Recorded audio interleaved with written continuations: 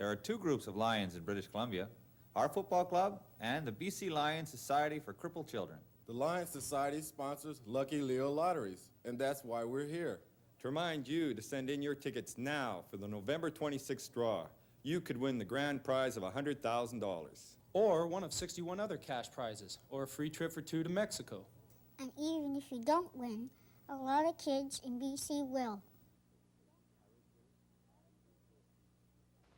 It takes character and resourcefulness to leave a comfortable existence and meet life head-on. Outward Bound's wilderness courses will help you discover your ability to do those things you put your mind to get the most out of life. Nature's challenges demand courage and trust in others. Outward Bound introduces you to both. Call Outward Bound in Vancouver at 733-9104. BCTV.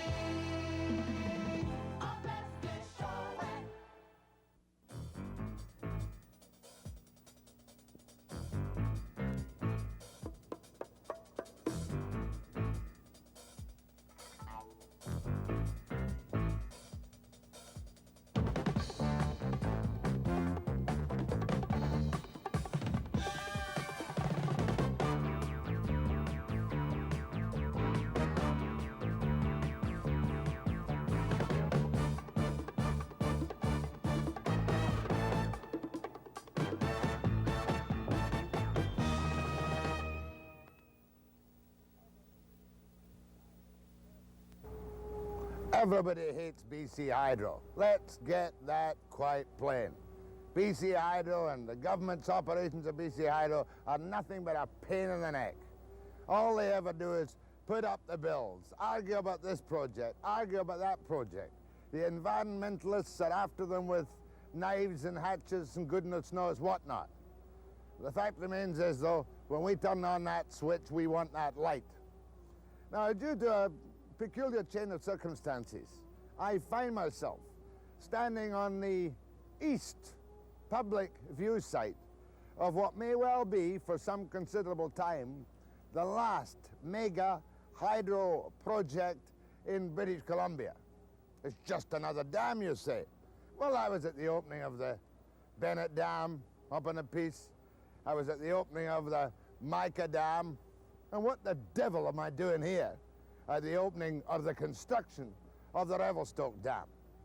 Well, it's good for my soul to get out of Vancouver now and again and meet some people who actually work for a living. Because I should mention that the people who don't hate the BC Hydro are the people who are employed in the massive projects, of which this is one of the last ones. There's talk about the Murphy-Keenley Side Dam, there's delay on Site C, but this one has been going, believe it or not, just off the main highway in Revelstoke since 1977. And you can have a little look at it yourself right now, what's happening there.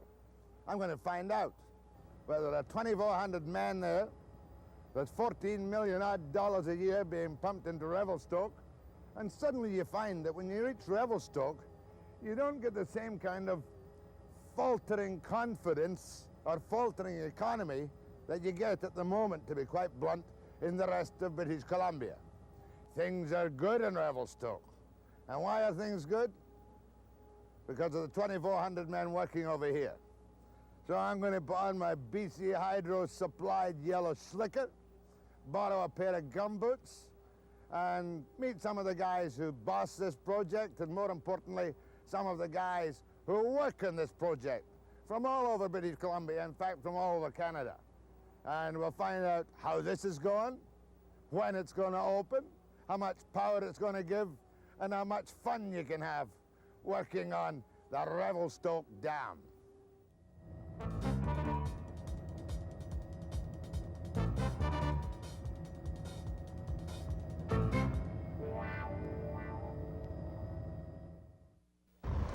And now to the man in charge of this massive mega project, maybe one of the last massive mega hydro projects we see in British Columbia for some time.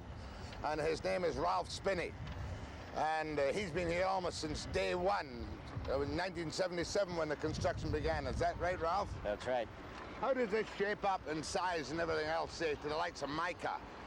The total capacity will be a little bit greater than mica, but actually it's just about the same size. Okay, with 2,700,000 kilowatts in full operation, will that be more or less power than, say, the Bennett Dam or the Mica Dam? That'll be more than either of them individually. Now, as far as the site is concerned, what's your, how long is your reservoir going to be behind this dam when completed? Be about 80 miles long. It'll, the head end of the reservoir will be the tailwater of the mica project. So this backs up the water between this dam and Mica for some 80 miles? That's right. How much will you raise the level of the river? About 400, well, from about 1,480 foot elevation to 1,880. So about 420 feet. 420 feet. Has this been cleanly logged? Yes, we've logged almost completely already. We'll finish off this year. We've left a few spots for wildlife habitat for the last year for logging. I see.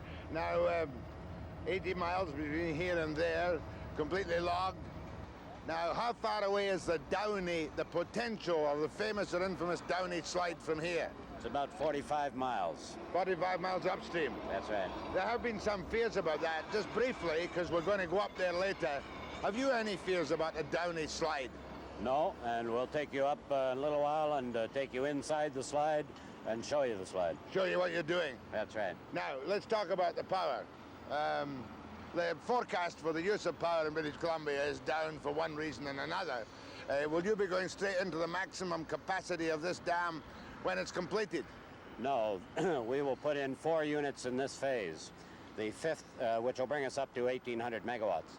The 5th and 6th units would go in at the same time the 5th and 6th units are put in at Mica, and those are not yet scheduled. So we'll go from 1,800,000 on this dam to 2,700,000 kilowatts when in full operation, when the demand is, when the power is needed. I suppose that's what it means. That's right. Who's doing the turbines on this dam? Fuji Electric is a manufacturer. Our contracts with Nisho Iwai of Japan and Flanders Installations, a Canadian company, is doing the installation. Now, you started this from the ground up, put the first shovel in to be a little bit elementary, early in '77. At that time, what was your planned completion date? We anticipated having the first unit in service in December of 1983. But you're running behind schedule. Yes, we won't have the first unit in until about February 27th, 1984. So the 27th of February 84, that's 3 months. Is that anticipated delay, or did you slow it down a little bit? No, we got held up a little bit during the course of construction. With the condition of the present load growth, we can tolerate that. Now, right as of this moment, we're standing, what, 300 feet above the floor of the dam? Just about, yeah. How many more 100 feet to go up? About 200. 200 feet. Mm-hmm. No, pardon me, not from where we are now. No. From where we are now, it's about another 60 feet. Another 60 feet. Mm-hmm. And the concrete dam encloses the river end, and the earth dam on the other side encloses the balance of the water. Is that right? That's right. The concrete dam goes across the existing river channel. The earth dam goes across an old glacial channel. As if I didn't know the answer, but with the state of BC's economy at the moment, it's kind of nice to come to a project which is going full out and has no potentials for any strikes or walkouts. Why is that?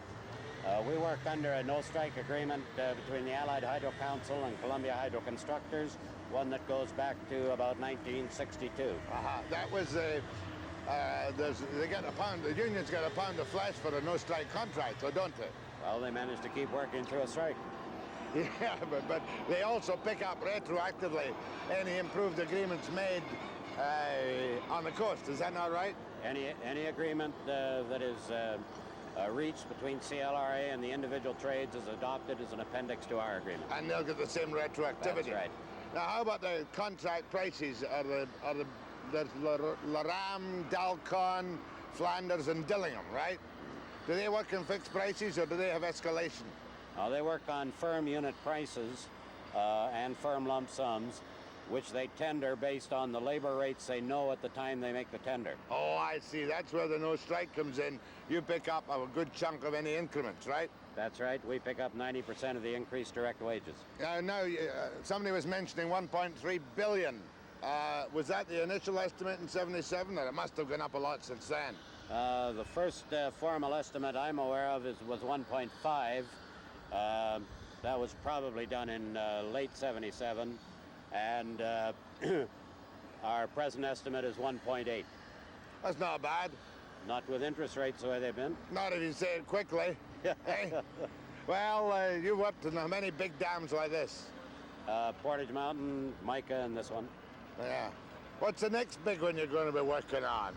Oh, I don't know. I'm going to be working on another big one. Oh, you're not that old? No, no. Right now, all we have on the boards is Site C and Murphy Keenley side. And, we don't know exactly when we'll start those. Murphy Keenley side is further downstream from this here, is it? That's right.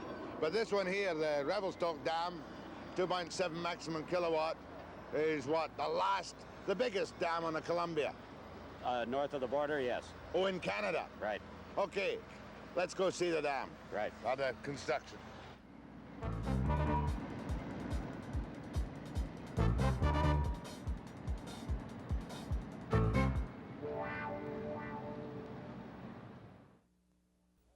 Where are we now?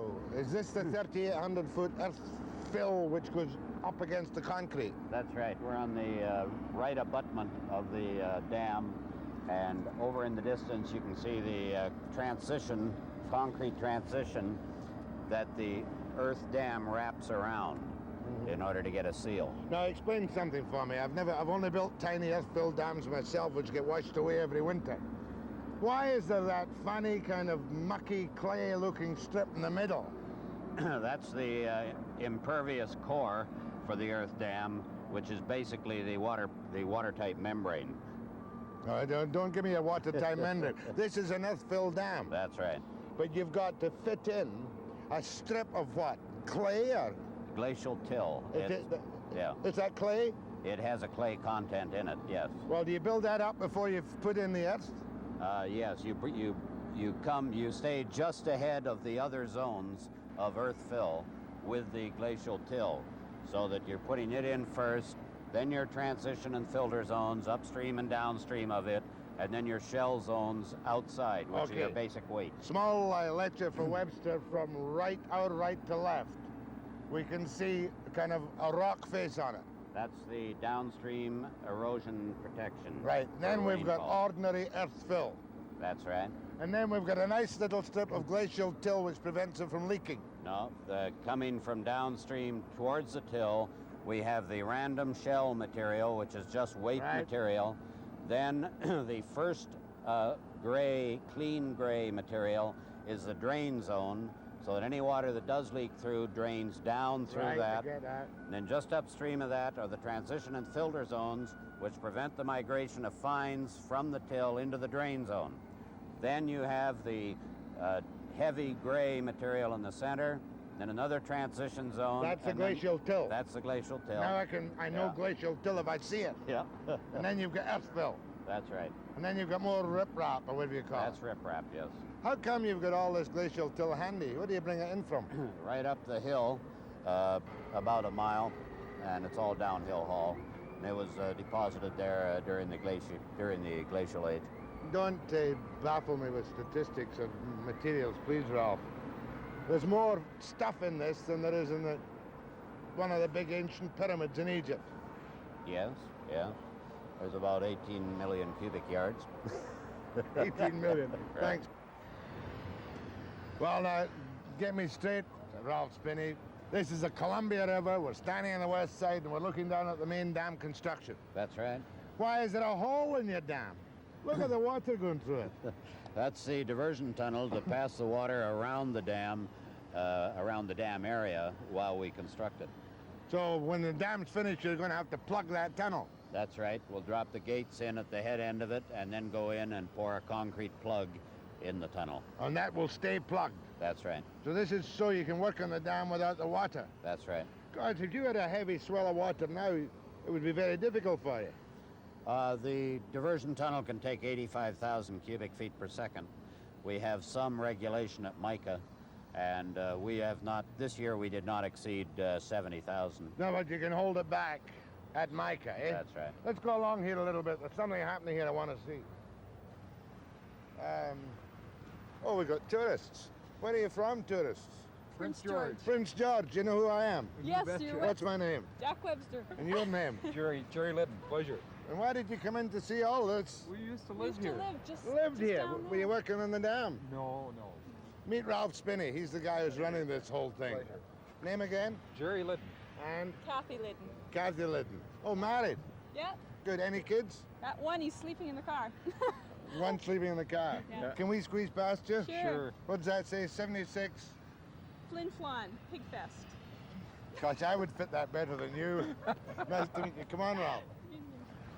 We're watching a little bit of an operation here. Now, there's the dam. We'll see this from the air too, but taking the high point of the dam there, how far is it away from being its total height? It's about 50% in height, average. You mean it'll be up to the level of the viewpoint here? It'll be right up to the, yes, just about at the level we are at now. Now, I wanted to see the concrete pouring, and you're not pouring concrete this morning. What's that you're doing over there with the concrete carriers? The contractor's moving in a section of the penstock for one of the units. He'll drop that in place, line it up, tack it, and then finish welding it.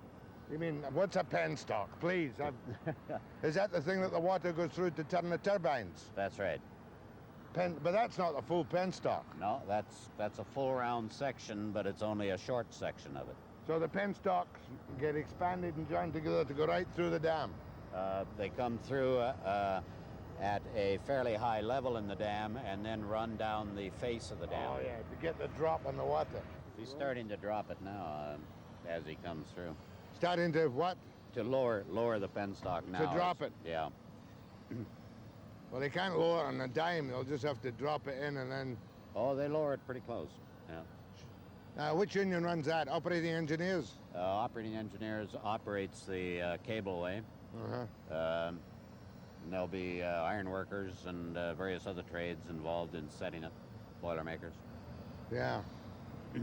Oh, it's really quite an operation. When did you start this? 1977, the first contract was First awarded. contract in 77.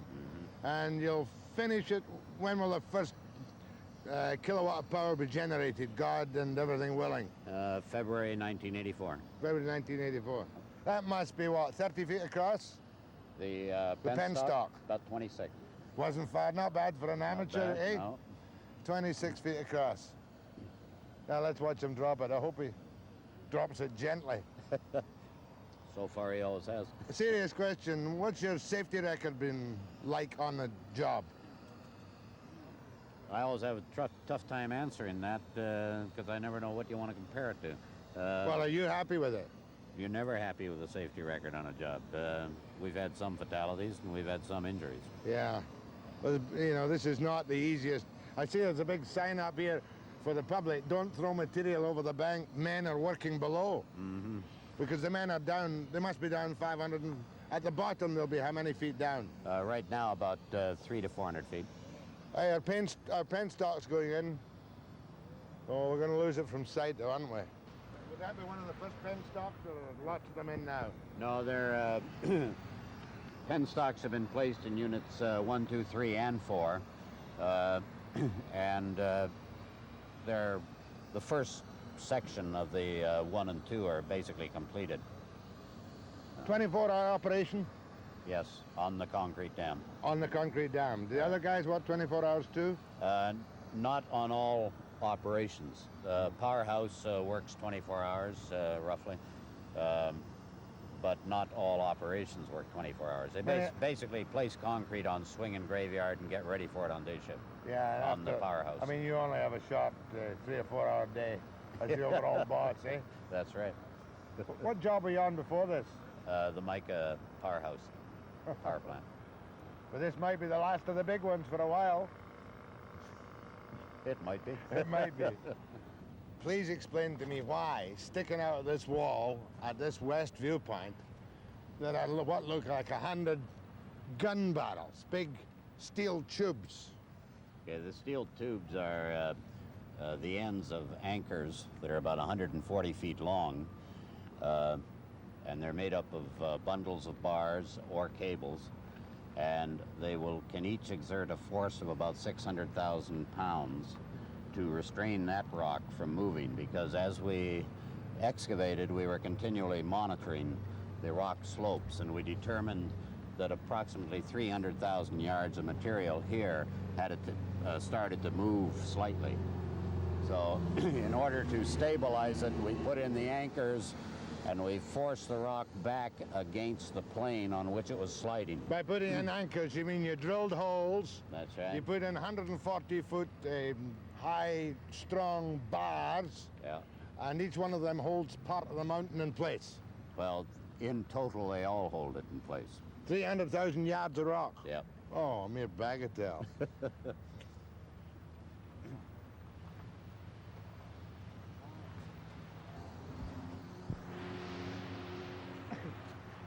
Have you had a busy day? Yeah, pretty busy. It's pretty wet out here today. What's your name? Sherry. Sherry what? Sherry Burke, Where are you from, Sherry? from Revelstoke. Oh, you Highways Department. No, Who just do you- working for Columbia Blacktop. You work for Columbia Blacktop. How long have you been doing this? Only about a month and a half. Do you like it? It's okay. It's got its ups and downs. How much does it pay? Not too bad. Union rates? Yeah, I'm union. Good. So you'll be here until 84 if you're lucky, won't you? No, we're just doing a little bit of work on the road here. Oh, just how old are you? 26. Gosh, you could have fooled me. Thanks very much for chatting to me. Bye-bye.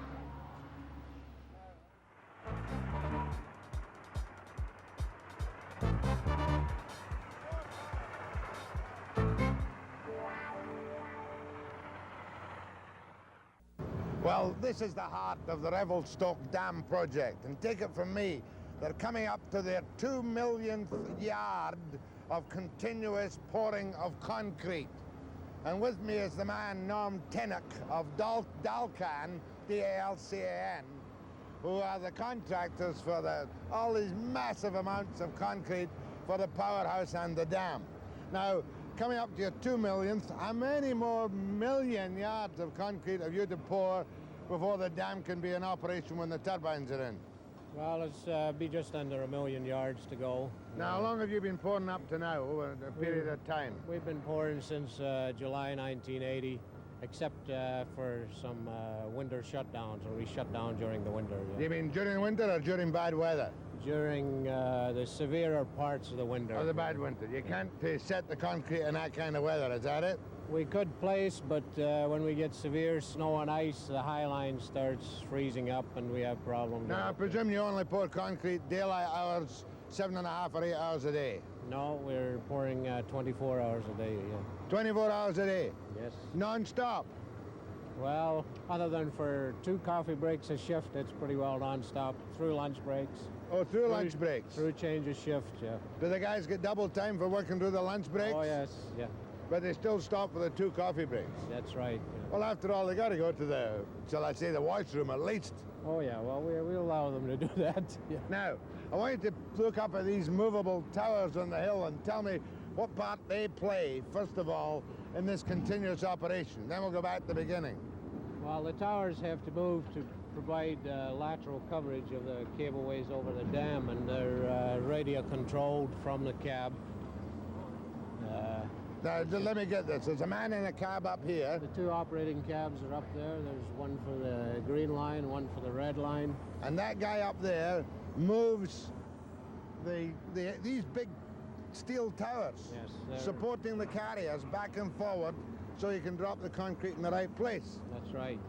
He's signaled by a bellboy who is in the pour, who's signaling him where to move and when to move, and he takes his instructions from the bellboy and controls the movement back and forth, the speed up and down, the location. Oh, if he's out a little bit, he could drop. How many yards is in each carriage container? There's 8 yards. 8 yards.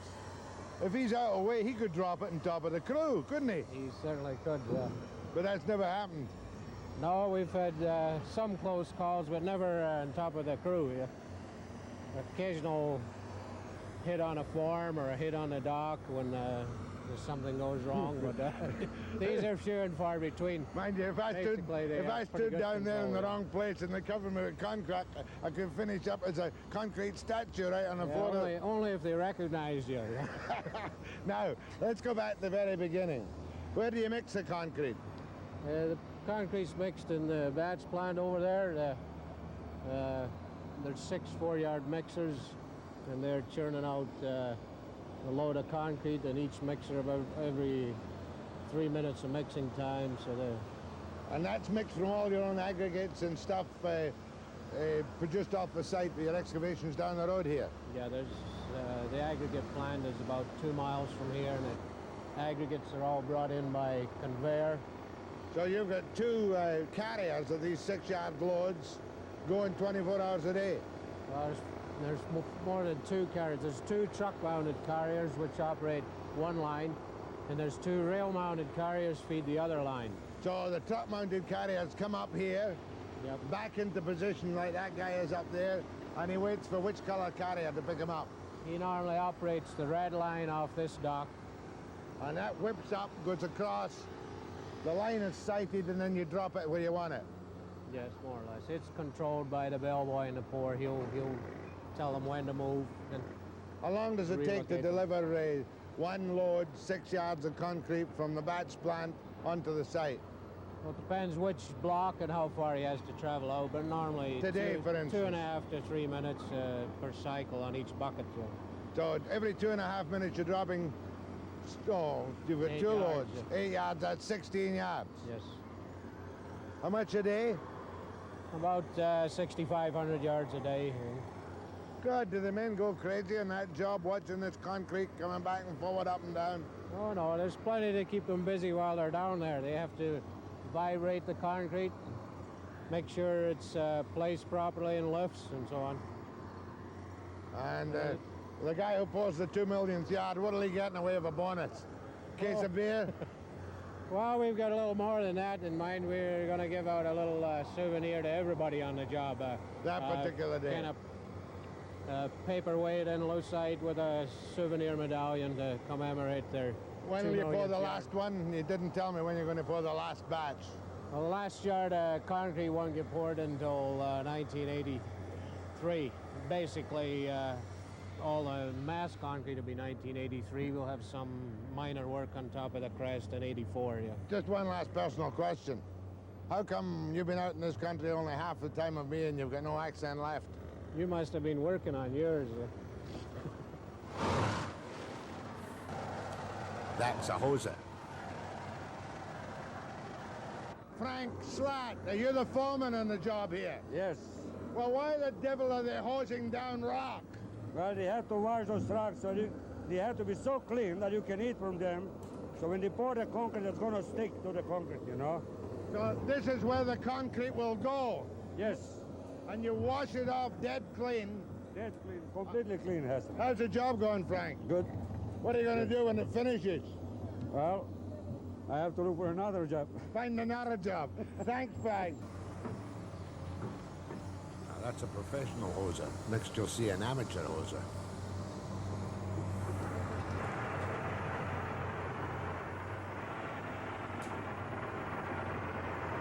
And it's only at half power.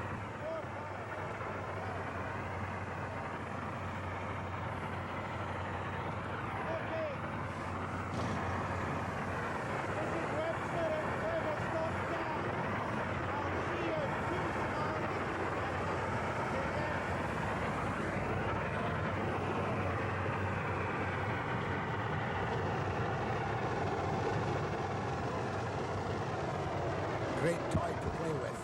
Webster the hoser.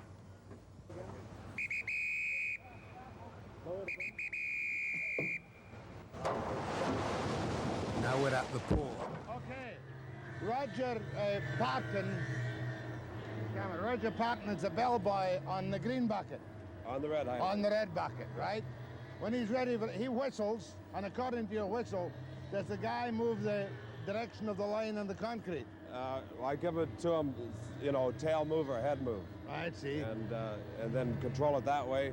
And when it comes overhead, you activate the mechanism that drops the bucket. Yeah. Then you stop it. Yeah, well, we're down 3. We can come down 5, down 4, or down 3, and we're down 3 points. And then when I get close to the pour there, then I start knocking off the points. And then the guy on the ground opens the bucket. Yes, yeah. Listen, how long have you been standing here doing this? A year and a half now. Good job? Yeah, the best. The best. Well, it'll only last till next year, eh? Yeah, then I'll be looking for a job. Where are you from, Roger? Revelstoke. Vancouver originally? Yes, yeah. Yeah, God, you got to be careful you don't drop it on a bunch of guys, haven't you? Yes, yeah, it's dangerous. You really got to be alert. You got to be on your toes. Yeah.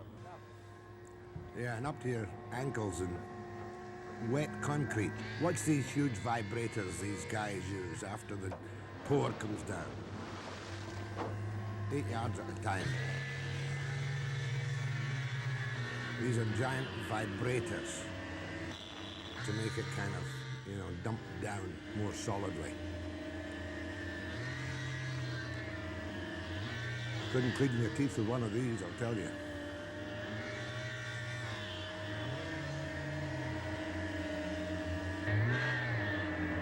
Yeah, Jack. What's your name? Bill McMartin, sir. Where are you from, Bill? Windsor, Ontario. How do you like this work? That's wonderful. Wonderful, It's, my bow bottom work, teeth. Say hello. Come on over. We've only got a minute. What's your name? Jim. Where are you from, Vim? I live in Malacqua. Malacqua? Yeah. How long have you been in the job? Since last year, September. Mind you don't bury yourself in the concrete. We're trying to take good care. One more guy. Name? Ward Evans. Where are you from, Wood? Hudson Hope, BC. How do you like working in this? Well, I don't mind at all. Good hard work. Is the Never money hurts nobody. good? Not bad at all. How good is it? I can't complain. I'm doing good.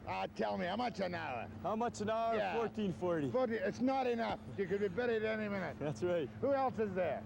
That's Jimmy Rotten.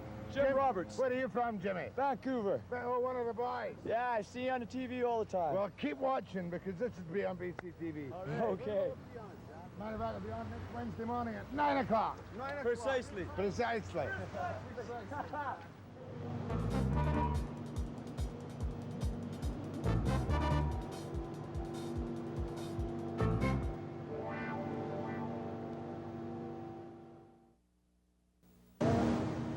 I'm going to talk first to Paul Klid, K-L-I-D. T. Who is the resident engineer, and we're now in the powerhouse.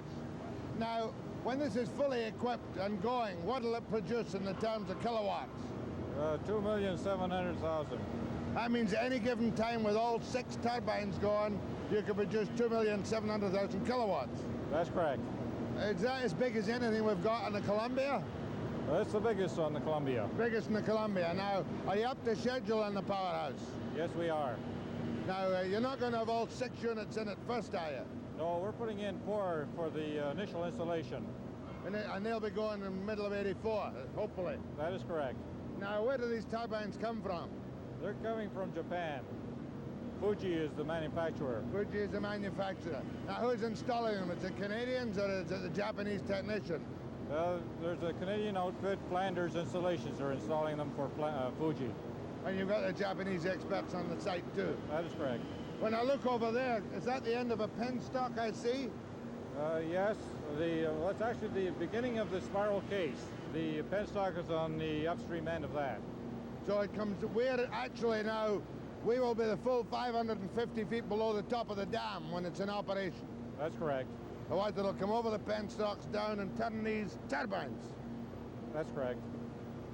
Simple matter, isn't it? It is. If you've got enough money. Thanks very much, Paul. Okay, Jack. When we got to the powerhouse, they were just about to move a $200, 200-ton donut. It's called a steering for a turbine. Isn't that right? Is that what you call it? Turbine, yeah, steering for a turbine. Well, how are you going to move that 200-ton steering for a turbine? We got about 50 Scotch midgets with kilts after eating haggis. They're going to pick it up and carry it over side. That's going to move it. Okay. What's your name? My name's Cliff Bredani. Where are you from, Cliff? Winfield. Winfield? Oh, yeah. Oh, how's your orchard? Pretty good, Pretty good, is it? Come down, I'll give you a few pairs. Thanks very much, Cliff. And I'll watch for the kilted midget Scotsman after the rag is slipping on the shoulder. Hey, only a Scotsman could do it. That's right. Lots of porridge. Thanks, Cliff. You're welcome, Jack. Now, Jen.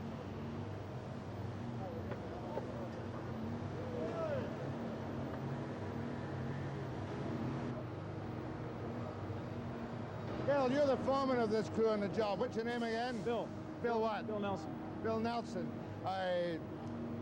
You're a Boilermaker. Boilermaker. Vancouver 359. Was this the first one of these stay rings that you moved into position? That's the first one I've moved in, but there's one other one that's already put in this unit. This is what, 200 tons? A little over 200 ton. Pretty strong looking cable, isn't it? Yeah, it has to be. How long will it take you to move this from here into position?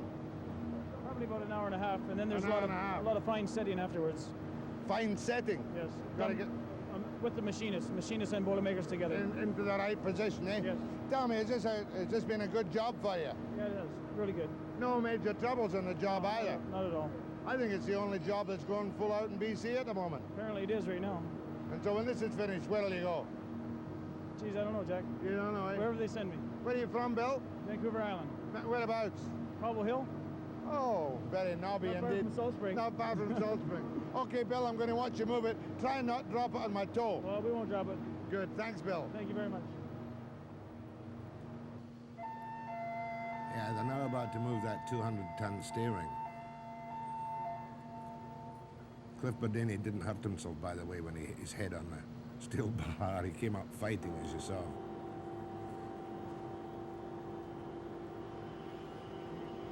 Yeah, they're not standing around doing nothing. When it goes down into position, they have to maneuver it by hand, drop it down, and then, as they call it, fine-tune it.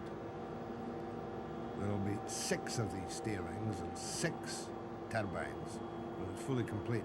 But for the moment, the plans are only to put in and install 4 of them. So that's 4/6 of 2,700,000 kilowatts to start in '84, despite the hydro slowdown. Now watch them move this thing by hand. Beautifully suspended. If you can suspend things beautifully. Here it goes, it should be down any minute.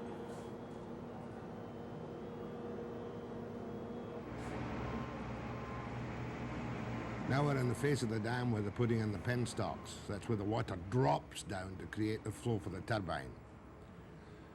And we'll meet some more of the workers on the job, as I recall. Hello, Jack. Name, please? Ernie Bream. Ernie Bream. Yes. Oh, you're the... which union are you? 115, operating engineer. Operating engineers, 115. How's the job going? Fantastic. Really a good We're all job? still alive, yeah. No strikes? If you ever have a problem getting a job, keeping your job out there, come on out here. We can use you.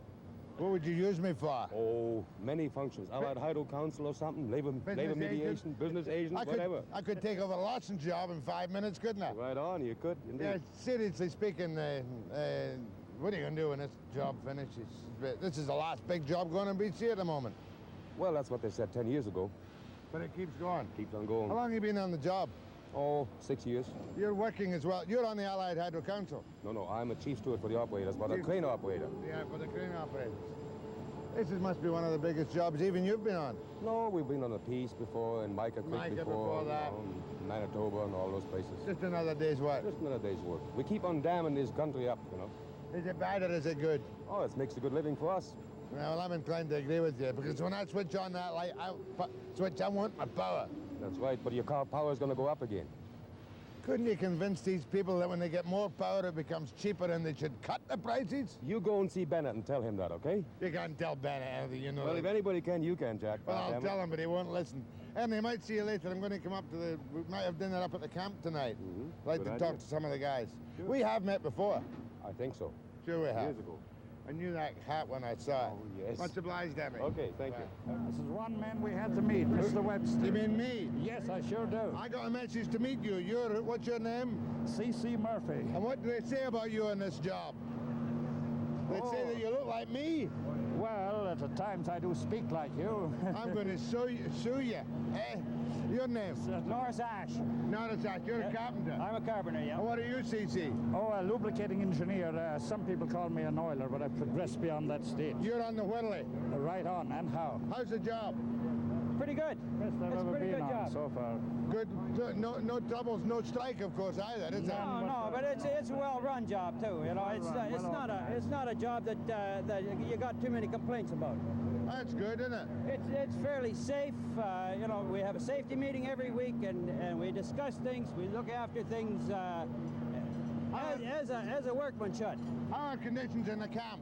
Excellent. Real good. Excellent. Real good. They're really good. Cannot be surpassed Nothing anywhere. wrong with them at all. And I mean anywhere. Where's the guy with the beard? Yeah, guys, hey. What's your name?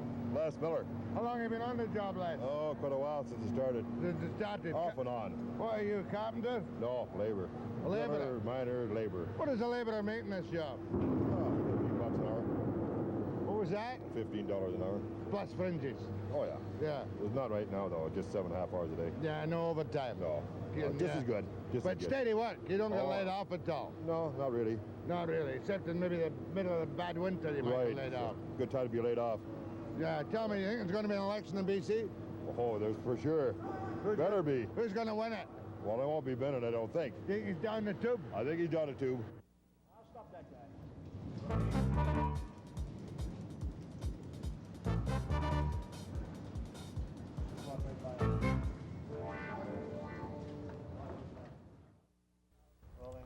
The next step in our report on the Revelstoke Dam, the BC Hydro project up at Revelstoke, this massive dam, is the infamous, or the famous or infamous Downey Slide.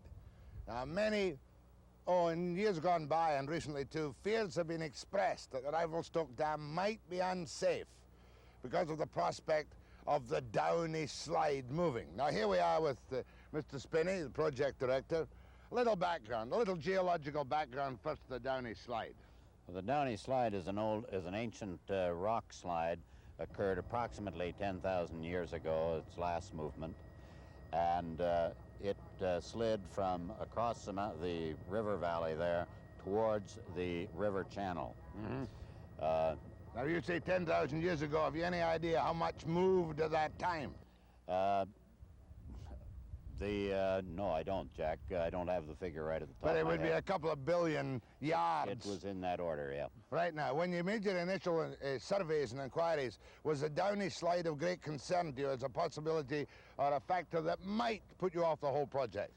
It was a concern relative to the safety of the project and relative to the stability of that rock mass. Mm-hmm. So we went into a program first of exploration and of monitoring of the existing rock mass to see if it was still moving. Mm-hmm. Some minor movement was detected, and since that time we have gone into a program of driving tunnels into the I'll get mass. to that program in a Okay. minute, but let me put the negative point to you. 10,000 years ago, the mountain moved. Mm-hmm. Well, a couple of billion yards of rock and mountain and gravel. Now, we're how many miles north of the dam itself? Now, we're about 45 miles north of the dam, and if the slide did come down... That's the question I was going to ask you. Okay, we modeled that. We put the slide on a model of the river channel, and we released the model slide at the fastest possible for a mass of rock to move, much faster than we would expect this one to move if it did move. And with the configuration of the river between here and Revelstoke, the wave is damped out to the extent that it is less than 5 feet high by the time it gets to the Revelstoke Dam. That's no kidding. If it came down any time, we'll give you a 5-foot wave at the dam. At the Revelstoke Dam. Because of the configuration of the Columbia River on the way down. That's right. Now, I understand that you're now going to put me through a horror experience, and I'm going to go a mile in your adit, your tunnel, underneath the dam. That's right. Underneath the slide. the Downey Slide. That's right. Do you happen to know who Downey was? No, I don't. Maybe it's just as well we don't know. Let's go and see what you're doing to monitor and look after the Downey Slide. Right. Okay, Ralph, let's go. What's this thing we're going into? What's it called? It's called a drainage adit, and the idea of this drainage adit is to drain the water out of the slide, which acts to lubricate and move along the base of the slide. You mean it's a tunnel that goes in to the mountain? How far does it go into the mountain? Right now we have, our face is just about a mile from the portal, our active face, and we have about a mile and a half of tunnel total from this one portal. You mean you're going to go in 2.5 miles and 1.5 miles into the rock face? No, we're going in 1 mile, but we have 1.5 mile of total tunnel. There's several branches to this tunnel. Now, when this tunnel is finished, does it stay empty or what? That's the idea. We keep it empty and the water has to keep coming out of this slide. So this is a drainage for the mountain to make it more stable? That's right. A hell of a job. It's quite big. I don't think anything ever has been done this large. Anywhere in the world? No. Any idea what the cost of the adits are, or this precautions? Don't need a figure, really, I must tell you. But we're now going to go into the adit, the one-ended tunnel, and we're going to go in how far? We'll go in just under a mile. We'll be about 150 feet short of a mile when we're at the face.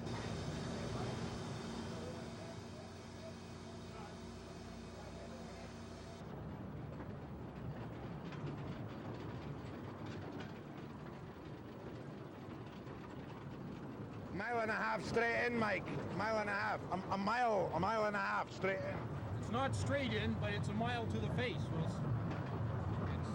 The straight in distance is just over 2,000 feet, directly from the portal to within 100 feet of the base of the slide. Where does the word adit come from? Adit is an old British mining term, I guess. I don't know where it delves from. What it means is it's a tunnel that only has one portal. A tunnel classically has two portals, that's right. So really there cannot be a light at the end of a portal. I mean an adit, rather. There's no light at the end of the adit.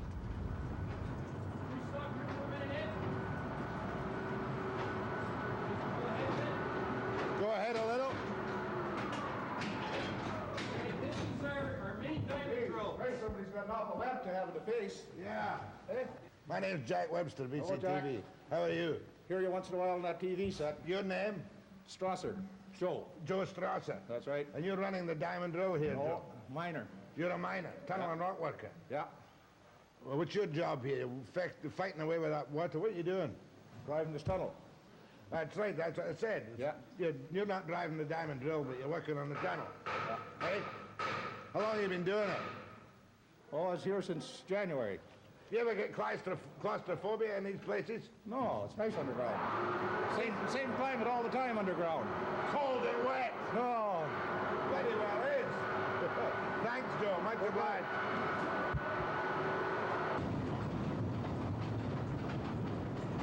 How long does it take to get to the tunnel face actually from the portal? 10, 15 minutes. 10, 15, it seems like 10 or 15 hours.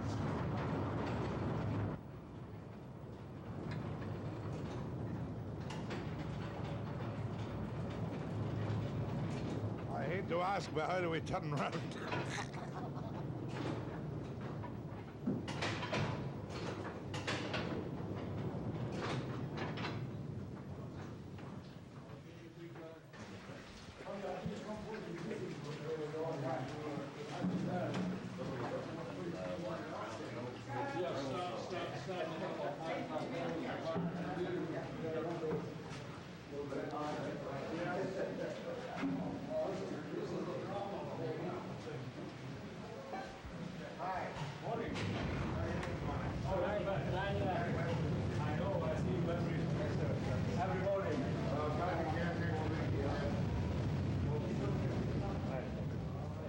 We drill holes up to 1,000 feet long. We get flows of water up to, I think the largest one we've measured in any particular drill hole is 250 gallons a minute. And this has been one of our key ways of draining the water out of the slide here.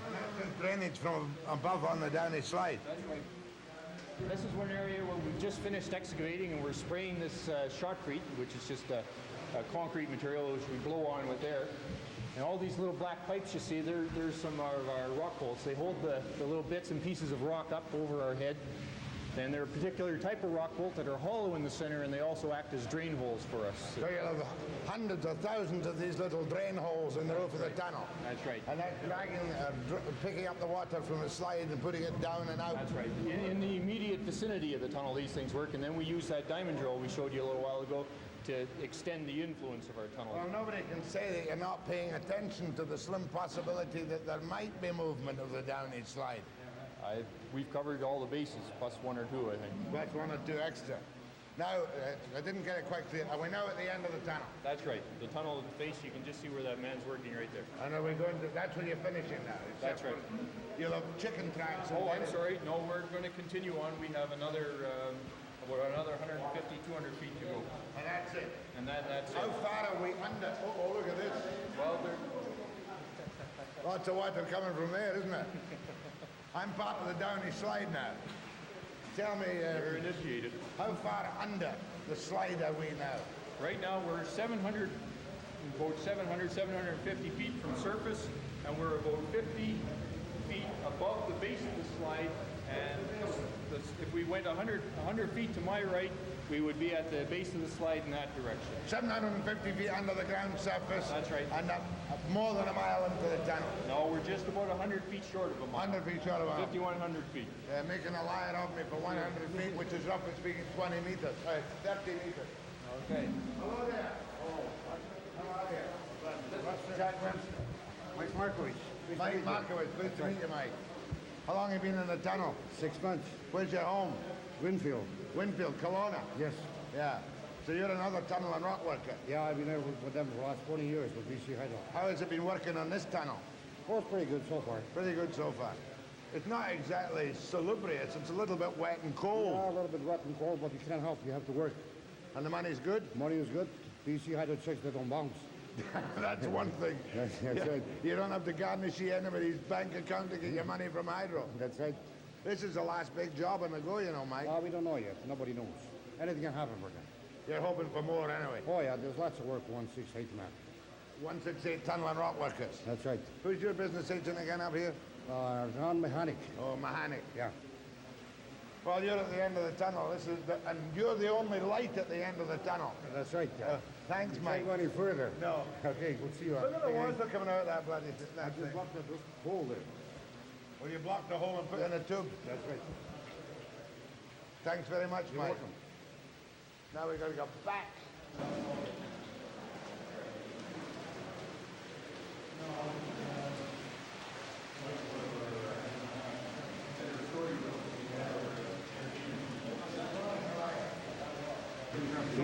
Yeah, I know what you mean.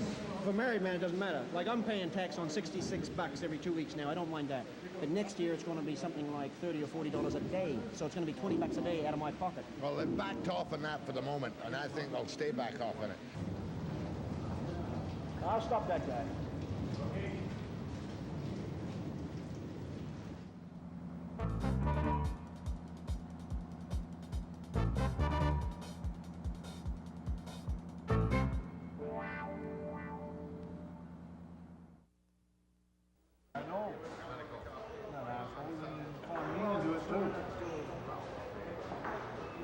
Well, gentlemen, I brought some more coffee.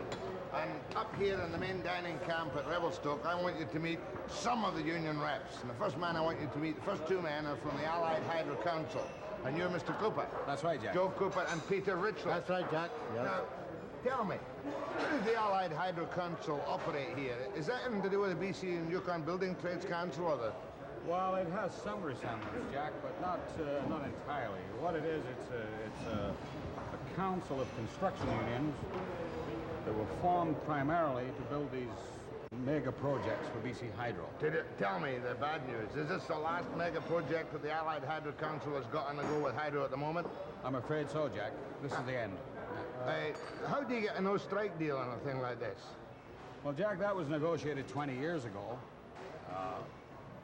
Primarily, that the people of the province are paying for this project, and to protect the investment that the province has in this particular job site, it's essential to keep the project going, to avoid cost items which... But as far as money's concerned, let me ask Dale, how does it work now? Not involved in any disputes in any way, shape, or form. You're working on the top rate for the job, right? I mean, your people are. Oh, yes. And what happens if there's a big increase in Vancouver? Do you automatically get the same increase? Well, under our collective agreement, we do, yes. Yeah. But you've got to keep working on a no-strike basis here regardless. Yeah, right on, yeah. How has the record been on this job? Is it Dale or Dale? Dale. Dale, how has the record been on this job? Have you had any much friction with the hydro people or the contractors? No, no more than you usually have. You mean a bundle of grievances, maybe? Well, we have a few of those, all right. Yeah, but you haven't had a major stoppage at all? No, no work stoppage. No work stoppage. Now, when a man's on a job up here, this is another Joe. Last name again? Fargo. Fargo. Joe, when you're on a job up here, there's no guarantee of permanency for the man, is there? No, that's correct. There's no permanency. We have no seniority clause, Jack. But, I mean, in fact that you're on the job doesn't mean you're going to be on till the very end of it, does it? No, it doesn't mean you're going to be on till the very end. Could be gone tomorrow. You can be laid off anytime. There is no seniority. But the basic stability of the whole job, Gary thought, of the carpenter is the fact that there is a no-strike clause providing you get what's going retroactively when a new deal is made, say, on the coast. Definitely, definitely. The average person on a heavy construction, a mega project like this, works, I would say, 1,100 hours a year. Probably 6-7 months, and the rest of the time they're unemployment or a smaller job elsewhere. How about you, Art? How long you're a shop steward for the carpenters here, right? Yes, sir. Would you say this is a good job, this one? A good construction project? Yeah, it's all right. It's all right. This is most unusual. How about some complaints, especially against the hydro? We all hate the hydro in basic principle. Who wants to tell me what's wrong with the hydro? Not me, Jack. I don't have a problem with hydro. Peter? No, we haven't really had many. We have had problems, but nothing serious. No, and I'd say far less than a lot of other projects that are not under the Allied Hydro Contract agreement. No economic prospects, but when this job is finished, things that look like they're going to be tougher, don't they, Dale? Oh, yes. Yeah, I think so. Yeah. There's just nothing coming up. Well, one indicator, which some of you might be able to tell me, now when there's a kind of paucity of jobs, a scarcity of jobs, does that make your labor force more stable? Most definitely, Jack. The last year, when things looked pretty good in the province, the turnover was fairly high. This year, the turnover is next to zero. I'll tell you one thing. Sure, it's a good camp, and sure, the food's great. But who would want to live in one of these camps for 2 or 3 or 4 years?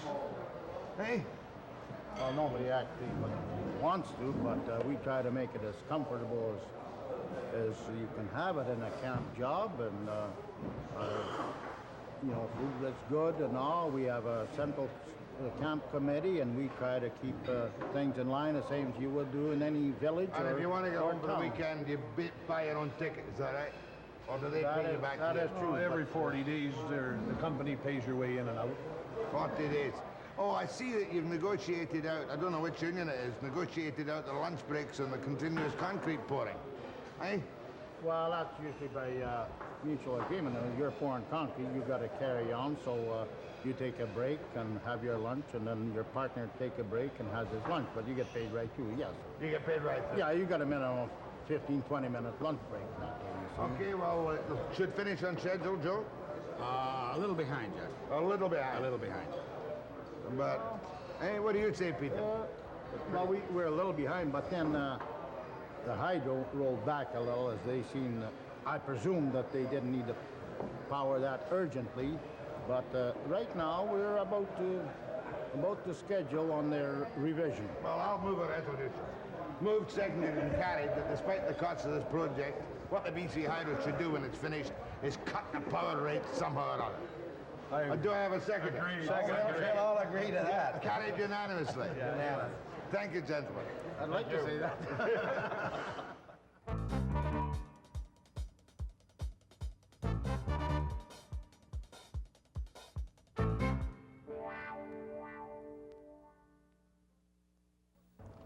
Guy Rose is an old friend of mine, but I gotta ask you, what the devil are you doing here, Guy Rose? Jack, I'm the guy that asked you to come up here, remember? You mean you're the guy that nagged me into coming up here? That's right. Now, why would you nag me, a cattle rancher from Colchena, hundreds of cows and cowboys and whatnot? Why would you bother about nagging me, leaning on me to come up here to Revelstoke Dam? Well, ranching hasn't been that great the last couple of years, so I've got a part-time job. What's your part-time job? I'm a director of BC Hydro. You mean you're one of the capitalist class? Well, I guess you could say that, Jack. Part-time job, part-time pay. That's right, very part-time. Yeah. But as you recall, we were talking about how things were going in BC, and I said, you ought to come see the Revelstoke Dam because things are really going good up there.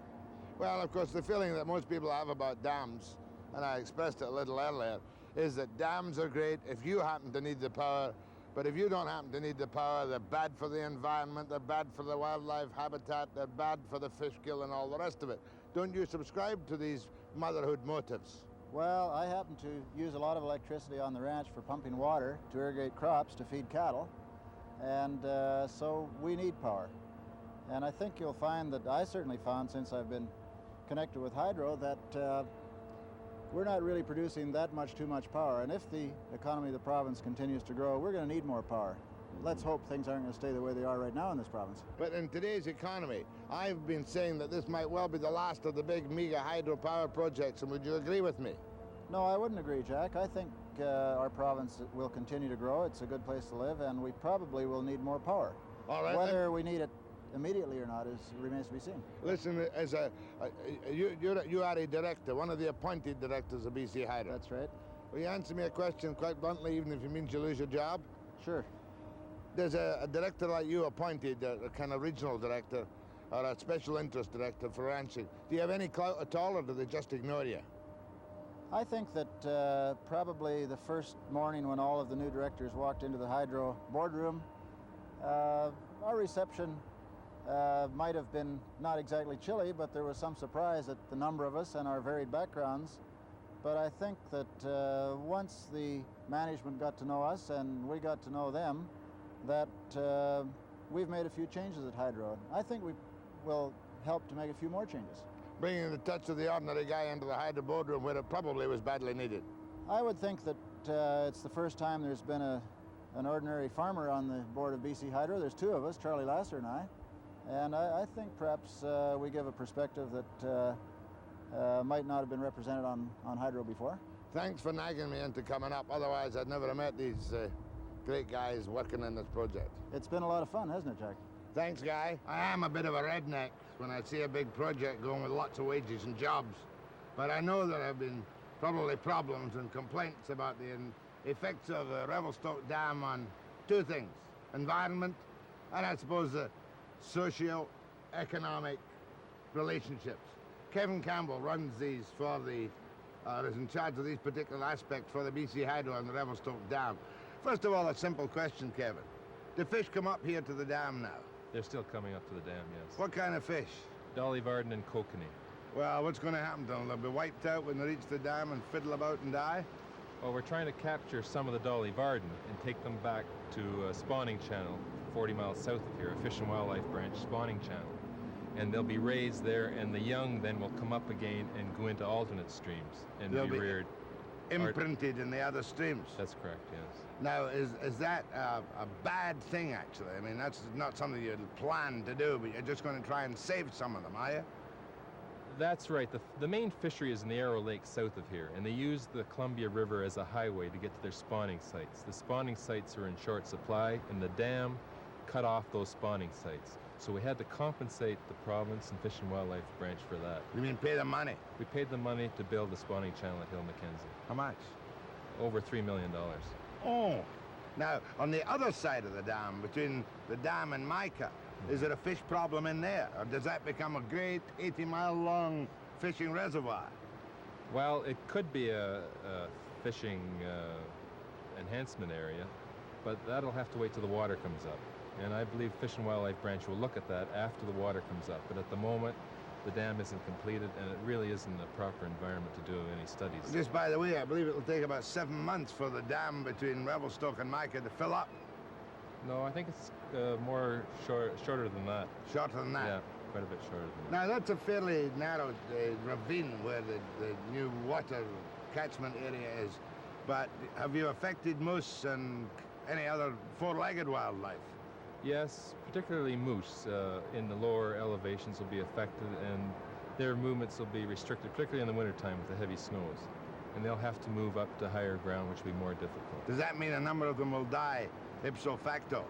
Quite possibly, mainly probably from highway traffic. They'll be much closer to the highway and they'll be affected by highway traffic. Well, this is merely a result we must accept. Is that so, Kevin?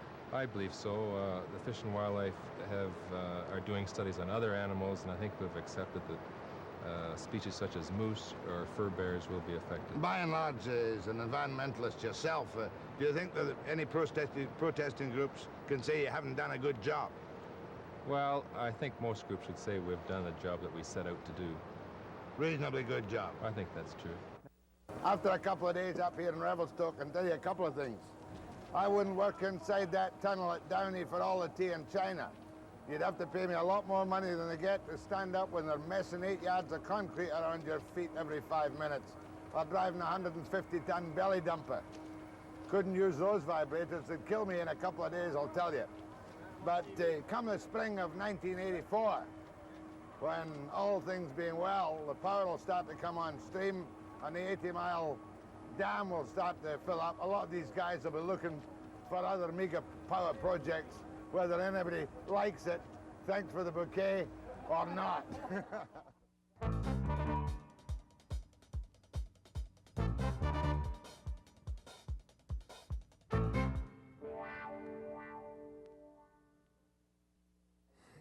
Thanks very much, Clem. I was just getting the latest on the story I broke at, first of all, on Friday in the morning program with John Fryer, and secondly with Premier Bennett at 6 o'clock on Saturday night.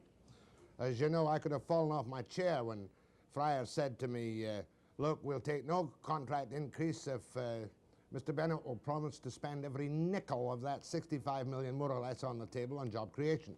Now, for the record, here's what happened on the 6 o'clock news. John Fryer's job creation plan, $65 million worth, has been accepted by Premier Bennett.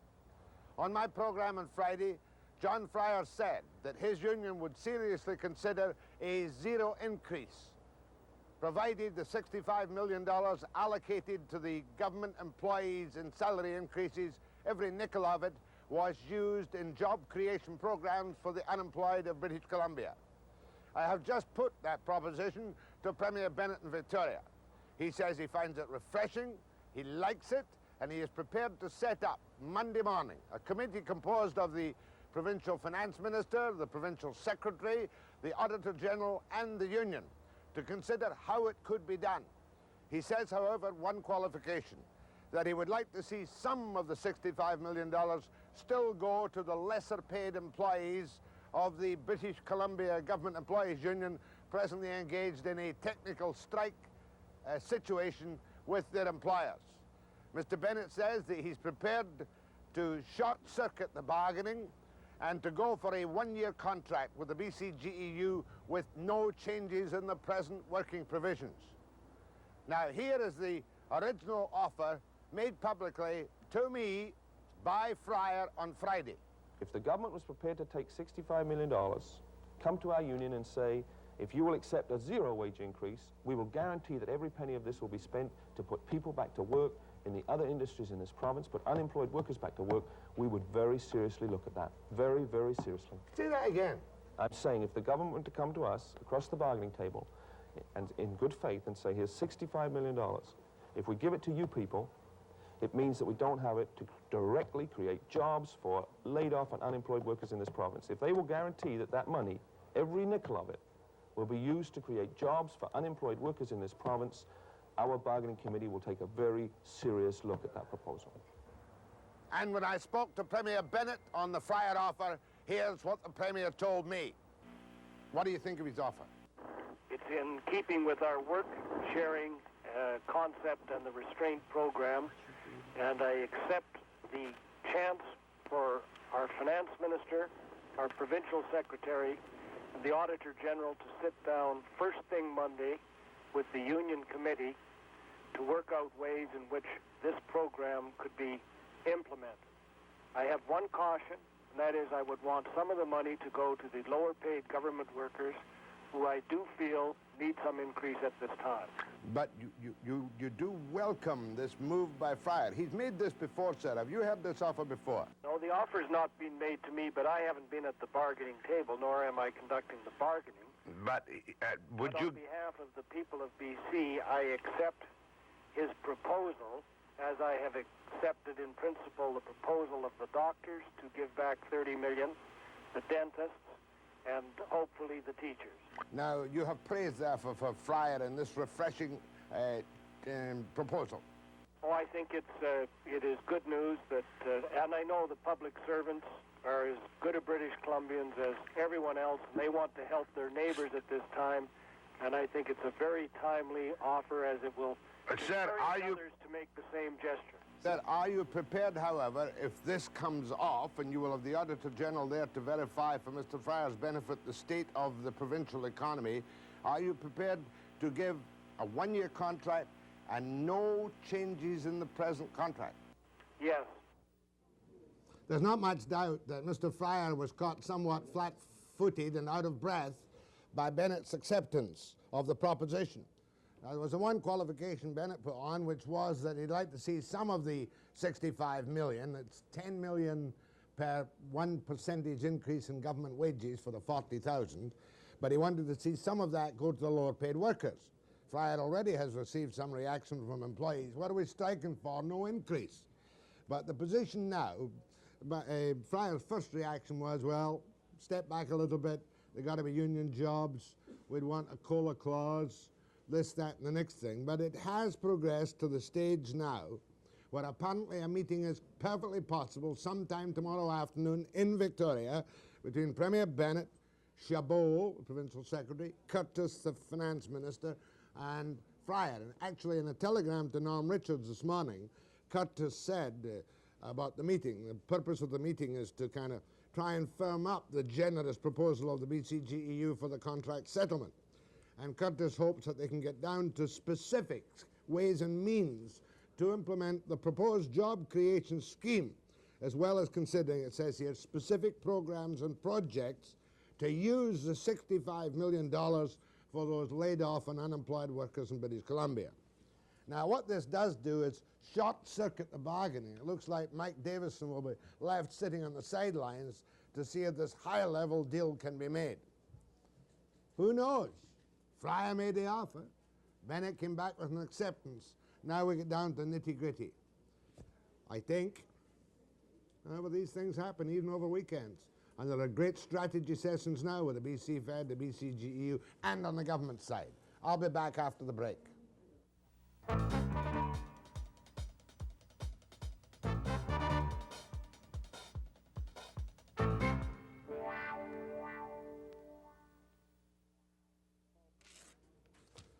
Tomorrow, first of all, Premier Bennett's having a major press conference this afternoon at 5 o'clock. I'm sure it's on the mortgage subsidy plan. We'll have to cover that for you, beyond the news tonight, of course.